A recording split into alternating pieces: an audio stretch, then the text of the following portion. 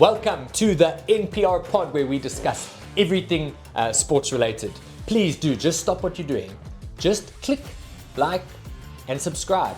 It helps us with the algorithm. We need your help. Do it, please. All right, amazing. What we thought we would do today. Hello, Andrew. Brad.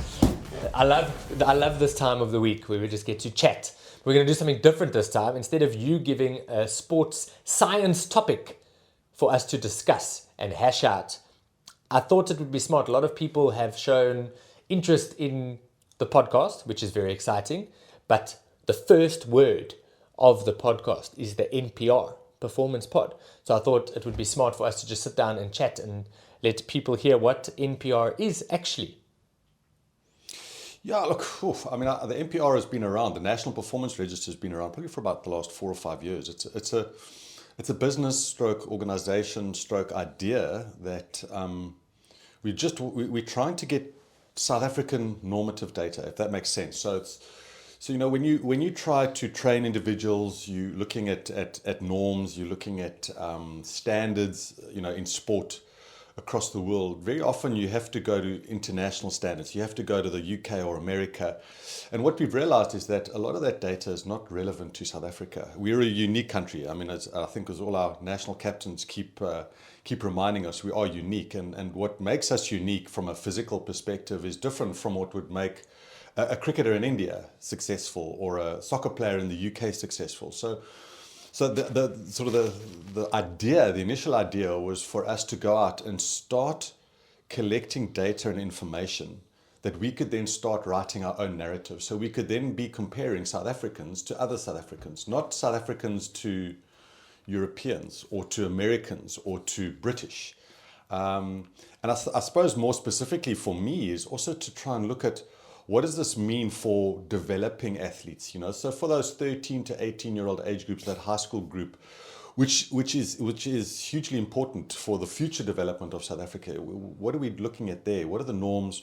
What are the trends? How can we assist coaches, schools, South African sport to grow and to become more popular? And for people to just take on sport or activity as it's more of a lifestyle choice.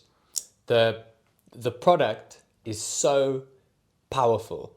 So I studied at ETA and I wasn't working yet, and I was involved, and right in the beginning of NPR I was part of a testing team, and I went and assisted, and we were doing speed testing, and the idea of the product just grew into what it is now.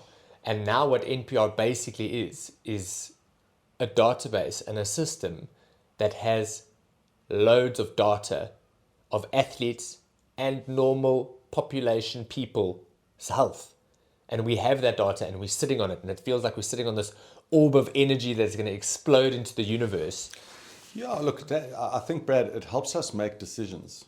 All that data helps us as sports scientists, as practitioners, as people that are wanting to educate people around health and fitness. It helps us make better decisions and more informed decisions. So you're right. Part of the focus from a testing perspective is to try and look at sort of the general health of South Africans of that age group. So between like 13, even up to 18, 19. So if you look at the data that we've got, we've tested LO, life orientation at schools across the country. And we've got hundreds and hundreds of data points of non-sports people.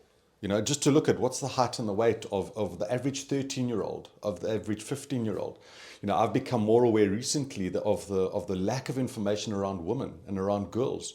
I'm doing some research at the moment around training and loading and that sort of thing. And a lot of the data is reflected on boys and men. And we just infer that women are going to, have the same sort of things. They're going to experience the same things. And it's not the case. So a large part of what we're doing is we're collecting information just about the health of South African children as they get older. So that's the one aspect of it. And we've been able to come up with some really, really nice things. Our relationship with ETA has allowed us also to look at that higher education component. So not only are we looking from, say, 13 through to 18, we're now looking at 18 to about 24, 25 of all students that attend an ETA college across the country. And they're all tested. And they're tested twice a year. And so we've got those data points, and you can start to see the trends. And again, we've been going for 4 or 5 years. So now we're getting some nice information about, 2020, just before COVID, what was happening. What did our communities look like in those areas, and how are they changing and moving, and from a physical perspective? So that's the one aspect about, and we talk about the health of that. And then we've obviously got the other aspect, which is really around sport. And we've had some really nice, some interesting collaborations. We've done so much. Where what we're looking to do is actually get data on South Africans in their environments, whether it's rugby, soccer, hockey, handball, netball, any sport. And I think for me, the beauty behind it is that I'm really just focused on the data, how it benefits the athlete themselves and the coaches themselves. We have an app, and the app stores the information, and we can rank things. So we can rank people. So that's the big thing about the NPR, is that it is a ranking system. So everybody collects data, but no one really knows where they stand in the test they're doing. And we have many categories that you can actually filter by to see your rankings. Yeah, so I think off the bat, let's just get one thing clear, that we are very aware of the Poppy Act. So what will happen here is the Poppy Act. What will happen here is that everybody that gets tested, you will become a rank. Your result will be ranked, and it gets ranked on a number of filters. Whether it's your team ranks, in other words, we can rank you within the team that you were tested in. We can rank you within the sport that you were tested in. We can rank you. So we can go. So it's the NPR rank, which is your overall rank. So anyone, let's say you do a 10-meter sprint, and we've tested you. Anyone who's ever done the 10-meter sprint with us gets your NPR rank. Then it goes your sport rank. So then you would be ranked according to every water polo player, because that's what you tested with, who did the 10-meter sprint. I don't know why the water polo people are doing 10-meter sprints in this instance, but it was a good testing day. Then it goes by your region, which is very exciting. Then your institute. So, for example, we tested you for Western Province Water Polo. Everybody Western Province Water Polo. Then it goes down to your team rank when you played under 18s last year. So it was your team rank. And then the most incredible one is down to your position, which is so amazing. So Andrew does a 10-meter sprint for the water polo, and he's ranked 400th in NPR. In the sport water polo, he's ranked 7th. In the region, he's ranked 200th. In the institute, he's 4th. Okay. And by his position, he's 2nd. Okay, your math doesn't make sense, but I think the listeners will understand that, and I think that becomes very powerful, because we talk to a greater community, and then we whittle it down to being position specific, and we understand from a training perspective, and from an injury perspective, is that your training needs to be very, very specific based on your position. So from that aspect, it's a great tool, and what happens is you also get a unique username and a login. So you keep your details, and what we've often referred to this as, it almost becomes your fitness or your sport passport. So you can get these cards of fitness, and we're able to track individuals for the last 4 or 5 years. However many times you tested, we keep those cards, so you can show progression. And when we have shown this to some sort of sports managers, looking to have professional athletes, they get quite excited by it, because you can actually start to see the training history or the fitness history and the strength history of individuals. And that's proving to be very important. Let's jump into some of the fun things that, as a sports scientist, that NPR can be used for. So for me, one of the ones that jump out the most is testing for talent identification. Let's chat about the opportunities that the people in the Wynbergs and Rondebosch and Sachs have to be identified, as opposed to the more rural areas, the underprivileged areas. And a tool like NPR, when we get out and test them, we have data on some amazing talent out there that may not have the opportunities that the other kids have. Yeah, look, I mean, and I can give you an example. When we first started up, we did a lot of testing in the Eden district, around George, that sort of area, and we discovered some absolute gems, and it was around speed and agility, and these are young people, young athletes that maybe have not had the opportunity, haven't been exposed, or just haven't been noticed. And we were able to highlight that, and just firstly, give it back to the person, to give it back to the individual. Say, do you realize that out of the 5,000 people that we tested, you are the fastest person as an 18-year-old or as a 16-year-old? So on that level, just on a personal level, that has a lot of, that has sort of a lot of holding. Valuable. Very valuable for the individual. But, obviously if the person wants to play sport, and, everybody's saying, well, we've got the quickest person here. Well, we'll be able to tell them, we'll be able to say to them, actually, you're only the fourth in your province. The quickest guy is actually based somewhere else.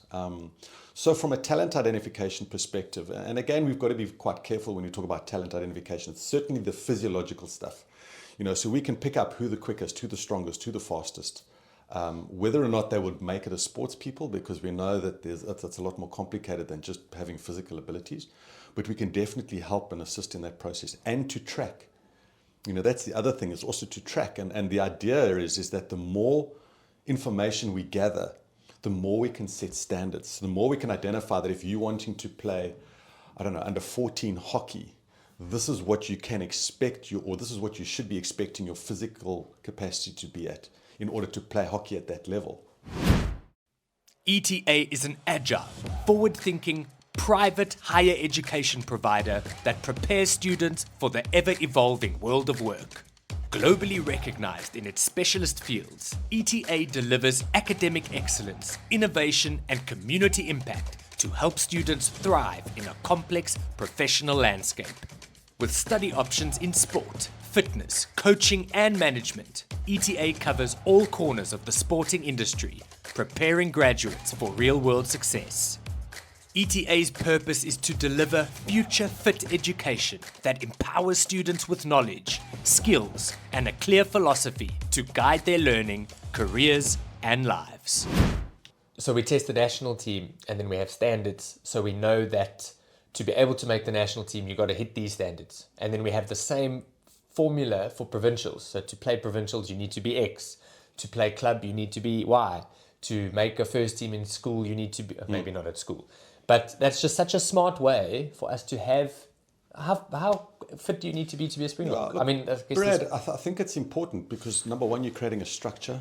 And number two, you can also see progression. And I think that's, in this podcast, we've mentioned a lot about, sports development and long-term athlete development and choosing individual sports early on. And I think it becomes important. It's not to make it prescriptive, because we know that they're outliers, and we know that people can, some people don't go to gym, some people are strong early, some people are late or early maturers. So there's leeways, but I do think to have a structure, it'll number one, provide everybody with an objective measure to say, sure, if I want to enjoy my sport, and it's not only about performance, it's also about enjoying it, and enjoyment also comes in, I'm not injured, or I'm able to manage the amount of training that I should be doing, because I can do 20 push-ups, or I can do 15 pull-ups. And if we know what the requirements are, or what the averages are, it just provides more information.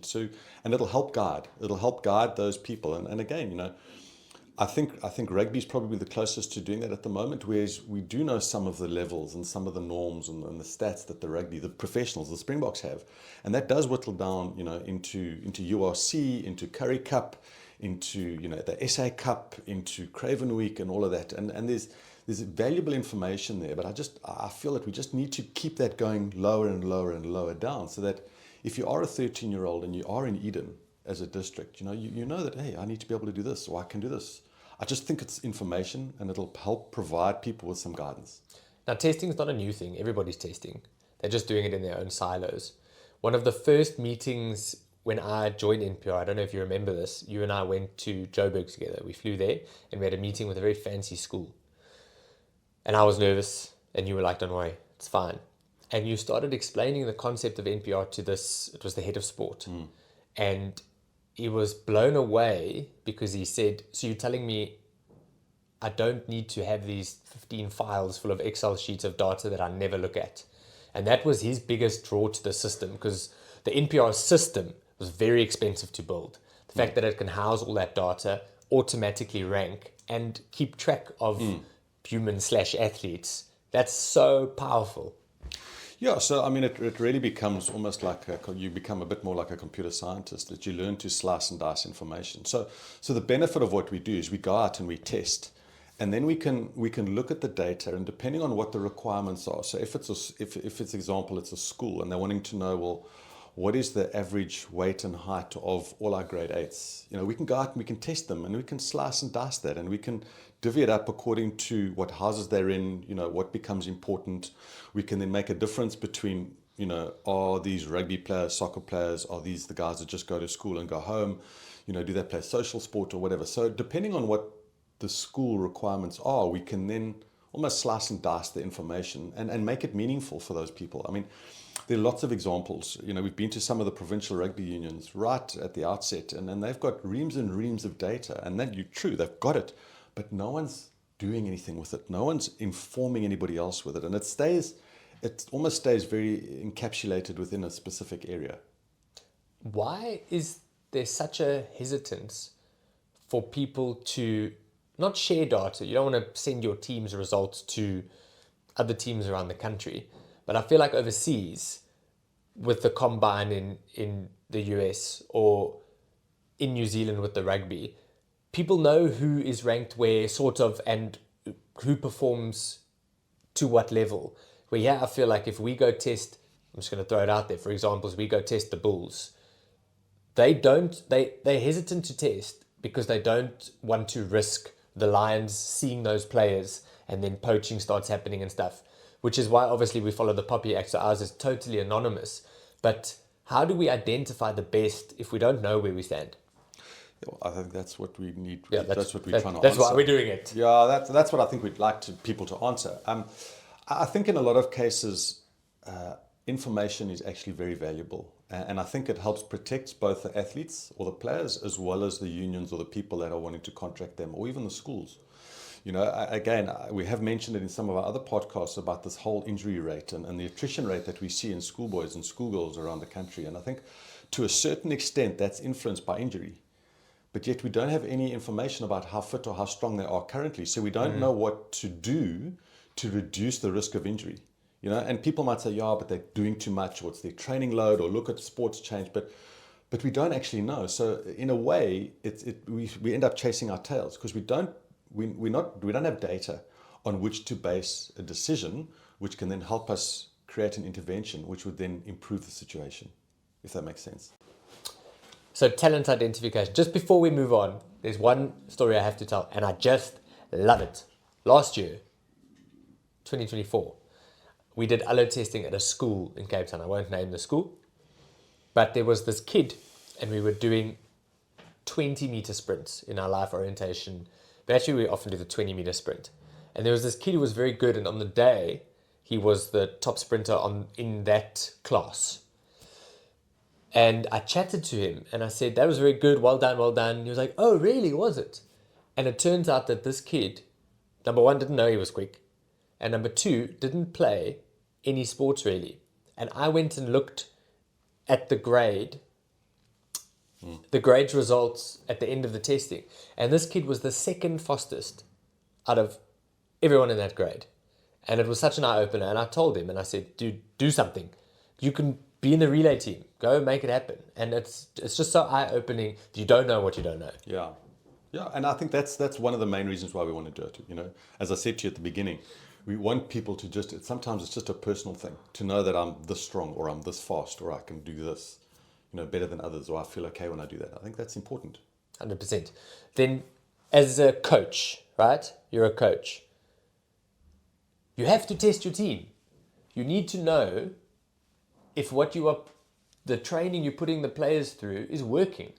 So you should be testing at the beginning of the season, giving the intervention, and testing at the end. And I think it's so mind-blowingly great for a coach to be able to objectively look and go, what we did this season did not work because we were X and now we're X minus 5. Yeah, look, I mean, Brad, you're talking to the converted. I fully agree. There's a wonderful example that I can give. It was probably many years ago.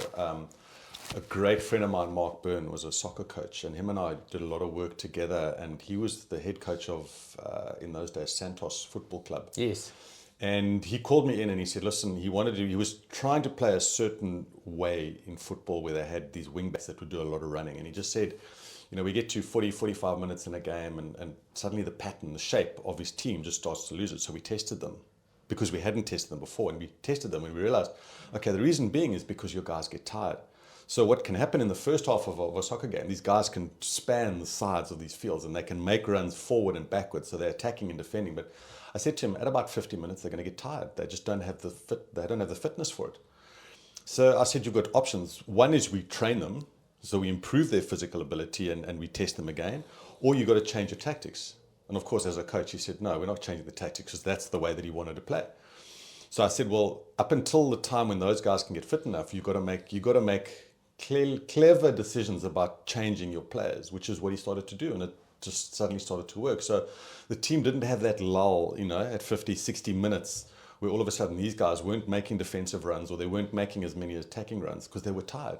So what he would do is he would change. He would get some substitutes in until those players were able to then manage the game.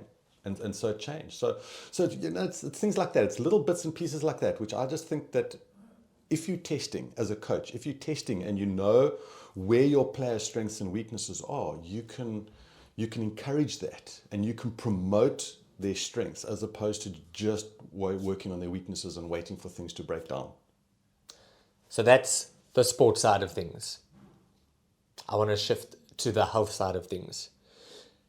Chat a little bit about testing young and getting the health of the youth and the predictions that can be made and how powerful that data is. And that's something that we're not doing. Am I correct in saying that, like if you with Discovery, the health tests that you do are only from like 16 or 18? 18. Yeah. So we don't know from 18 down what the stock standard norms are, or do we? Yeah, so there is research. There are sort of honours and masters research that happens occasionally at some of the public institutions, which does comment on it, but it's not sort of as a national initiative, and I think that's vitally important. So what we've also done is we're looking at just tracking a person's health from 5, 6 years of age right the way through, and it's, again, these are not drastic measures. It's height and weight and BMI and waist to hip circumference. So it's all the measures that we'd use from a health perspective, and we're tracking those, and we're starting to pick up trends. And unfortunately, what we have been able to do is we can then compare some of that data to what was released 10 or 15 or 20 years ago, and we are picking up some significant changes. And the one happens to be in sort of that tertiary education population group, that public institutions, private higher education institutions. We're seeing that the BMI of that group of 18 to 22 to 23 people is much higher. Now, BMI is a health indicator. It gives us an indication of where we're going to be as 30-year-olds or as 50-year-olds. And we're picking up that age group has suddenly jumped up. In other words, they're more unhealthy. As a group of people, as an age group of people, they're more unhealthy than they were 5 to 10 years ago. And what we're starting to see now is that when we start testing 6, 7, 8-year-olds, we're seeing that there's a general trend, and I'm saying general trend, where the weight is slightly higher. So what we also then noticing is that we're seeing that if you're going to be an overweight 6-year-old, it's very difficult not to be an overweight 15 or 16-year-old, which is very difficult not to be an overweight 25-year-old. And if we can start picking these things up early, we can intervene, we can modify, we can change before they become significant health issues into your 30s and 40s. It's so powerful. And I think all of this comes off the bat of physical education, which has sort of done that in the meantime. So we don't look at these norms anymore, and people don't comment on the norms anymore. And I think that's where companies like Discovery and Sanlam and all these medical aid companies are getting onto the forefront, because they're starting to understand that your premiums that you pay have to be indicative of covering you for many, many years to come. And if you're an unhealthy 20-year-old, you're generally going to be an unhealthy 30 or 40-year-old. And that, once it becomes a problem, it becomes very costly. Very costly. Well, that's why if any of these medical aid companies are watching this, they should just be showering us with money. So we can just test every 7-year-old in our country and save them trillions. Yeah, look, I mean, I'm more humanitarian than that. I think it's just to help people improve their lives. No, we must improve their lives, but they must give us the money for it first. Let's clear something up quickly. BMI is a heavy controversial topic, because I know that the people who gym hate it, because even myself, not that I'm saying I'm a gym rat, but my BMI is not great. for my height and my weight because I've got a little bit of muscle. What are your thoughts on that? Overall, it's a good thing and an indicator. But what about that person who's sitting with 90 kilograms You're right. and 5'11"? BMI doesn't account for the outliers. So in other words, it doesn't count for short, stocky people. It also doesn't count for tall, big people. If you're a rugby player, as an example, and you happen to be a lock, you will have a very high BMI. In fact, they'll probably rate you as obese. But unfortunately, though, Brad, it's the measure that we've got, and it's the measure that in science is reported on most reputedly, and it's also probably the measure that most companies, whether they're insurance or medical aid companies, would refer to. What we have done, though, is you also then, in order to try and correct that, there's a correction there. Is if you're a woman, what you do is you look at that and you look at your dress size, because that'll give you a better indication of okay, well, is that person really overweight? Or is it just one of those anomalies that because of the ratio, it disregards them? And then the other one for men is your pant size. So what you do then is you look at your BMI in relation to your pant size. So if you're a 48 as a waist size in a man, then your BMI is probably going to be higher, and those are relevant. If your BMI is over 25, but your pant size is 32, well, potentially you might just be a little bit taller. So there are ways of looking at that and trying to counter that. But as I said, it's probably the most reported on measure in medical science. So it's a good thing if you are super fit and you have abs and a ginormous chest, just use your brain. Your BMI is fine. We don't like to use those things in isolation. So we would generally match a BMI with something like a waist to hip ratio or body composition or something like that, just to give us a clearer indication of, okay, well, what are those things? Because each test has its benefits, but it also has its limitations. Let's just cover some of the fun places and companies that we've worked with and tested, because I think it's important. You were very involved with Western Province Water Polo. We did a lot of testing there. We've got so much data on water polo, shooting speeds, breaststroke swimming for the goalies, freestyle for the non-goalies. How cool was that? Yeah, it was lovely. I mean, it was part of a collaboration with a 6x8 group that was based in America, and so we sort of incorporated their testing battery, which was very specific to water polo, and I think that was the key thing. Every time we met water polo players, they said, "But you got to test us in the water." So they were in the water. They were doing sort of jump heights, vertical trying jumps. to do leg drives out of the water. They were holding a ball above their head, weighted balls, different weights for different players or for different genders. So I mean, as a testing, I find it incredibly beneficial, and I think the players that were tested actually got it because they weren't tested on land. Yes. There were 1 or 2 land-based tests, but majority of those tests were in the water, and they were relevant. So I found that very beneficial, and we've got some beautiful data. Awesome. From 14, 15, 16, 18-year-olds. I don't know who else has got data. I'm quite happy to share it, but if you're looking for that. But it's difficult to test that because it required specialized equipment. Yes. So it would be difficult for a coach in a school just to say, well, I want to test, but invite us, bring us there, we'll bring the equipment, we'll test. 100%. Tag Rugby SA, the Tag Springboks, we partnered up with them and we tested them, had an 8-week training program that you assisted with, and they had one of their best results at the World Cup, which was very exciting. Then Dodgeball SA, the UCT Ike Tigers, we've tested, CPUT, UWC. Yeah.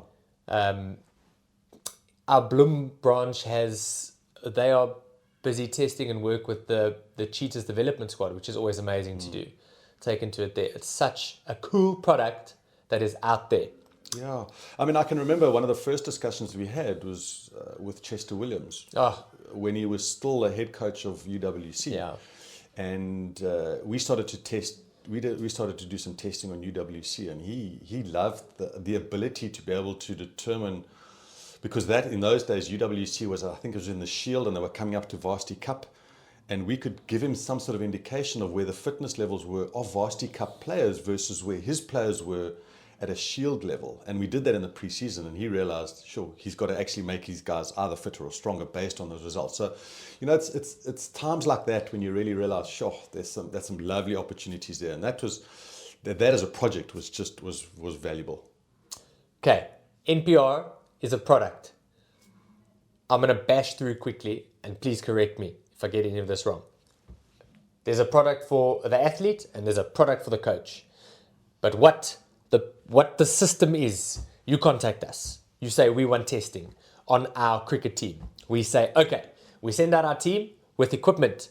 So for cricket, we would do bowling speed testing. We would do a run of 3. We'll do some speed tests. We'll do a vertical jump test. We'll come and test your team. From there, Okay, just I want you to make one thing clear, that they're very sport-specific tests. Yes. So what is important is that if we're testing cricketers, we're going to use tests that have been verified in the literature. So we're not just going to choose a test and suck it out of our thumb. We'll do a run of 3. What is a run of 3, Andrew? Well, it's a run of 3, Brad. So you do basically you time Correct. 3 runs.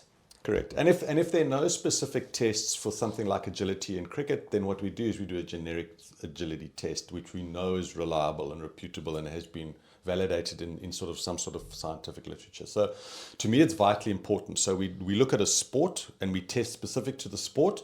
And also, we also are very specific around the age group of those people. So in other words, if you're testing an 18 or 19-year-old and you're doing a 1RM or a 3RM test, if you're a 13-year-old and you've got no history of strength training, we're not going to do a 3RM test because the results are going to be negligent. For those of you who don't know, that would be like a bench press or a squat. Yeah. Okay, so we test your team. We take the data. We come back to our national office. We load the data. And from there, 2 things happen. Boom. SMSs/emails get sent out to the coach and the players. What happens with the players? They receive their registration code where they can create an account on NPR where you click the terms and conditions, which is basically saying that you've been tested and your data is safe. We are very big on the POPI Act. So as Brad getting tested in this cricket team, I jump on, I see the test that I've done, and I see my rank according to everyone else. Okay, what's important, Brad, you see only your results. Only your results. You only get to see your results. You don't see any of your teammates' results. You then get to understand the ranking. And in the ranking, it just means that you are 3 or 4. It doesn't mention that Andrew is above you or that anybody else is around you. So that becomes vitally important. Yeah, so I do a vertical jump just as an example, and I will see that in my team I'm ranked 5th, and I jumped the height of 52 centimeters. What you can also see on the app is what the leaderboard is of everyone who's done that test. So you can see that the leader jumped 68 centimeters, which is actually accurate, and it happened here at Western Province Cricket. There's a guy there who he was amazing. Anyways, so that's what the athlete can do. He can see that data when he gets tested a second time. Post-season, he'll be able to see a graph and see if he's improved. Correct. The coach gets a login to his own coach portal, which I find super valuable. And what that does is it obviously brings up his team's results. He can see the rankings of each player per test on the system. He also has this amazing little button that is called Export to Excel, generate a report. And what that does is it brings up an Excel, and each test is on a tab, and he's able to see the rankings of his athletes per test. And it gives averages, standard deviations. And that is such a powerful tool. As a coach, we come in, test your team, click a button, and the results are there, as opposed to putting it in a file. Yeah, it also allows the coaches to track. If you can do a limited testing battery every 3 weeks, every month, every 6 weeks, or whatever, and you can just track. You can see who's improving, who's slowing down. It just helps. Crystal ball. Where are we in 10 years?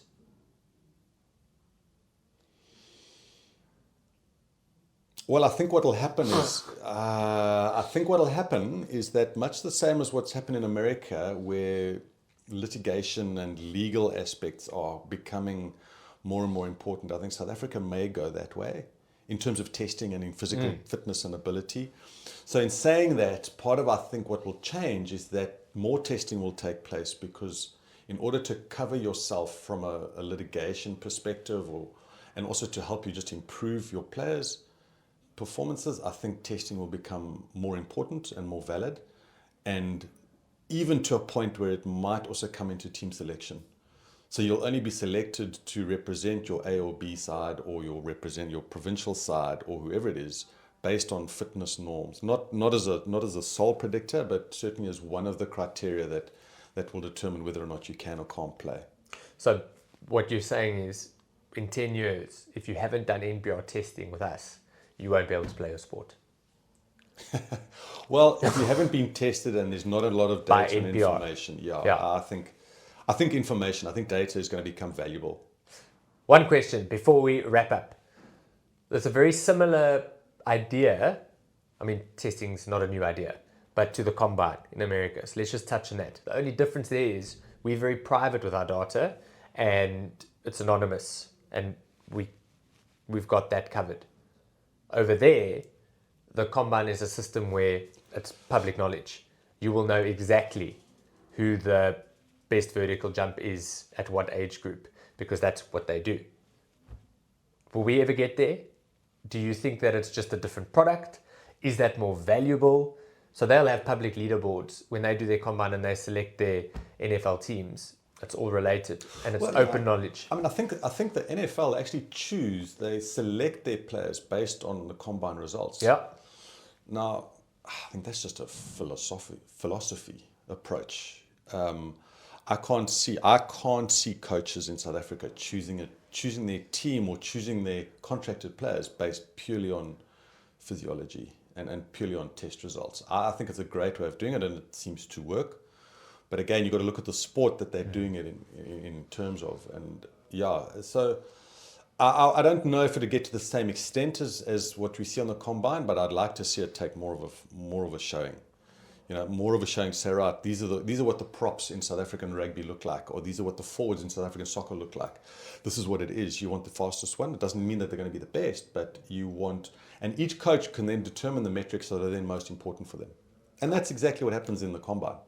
Different coaches will value the power ratio better than they would, value the 5 meter sprint. I think it would be so cool if we knew who's the fastest prop in the country.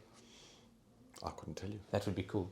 That would be cool to know. Right, Andrew, thank you. Very insightful. We love NPR. We will keep bringing you this material. Please like and subscribe. And if you watch this video and you know a coach or someone out there who wants testing done, please contact us. The information is all over this place. We have campuses all over the country. So even if you are in East London, we can come and test you. Thank you very much. Thank you, Brad. Have a lekker day. Thanks, guys. Thanks very much.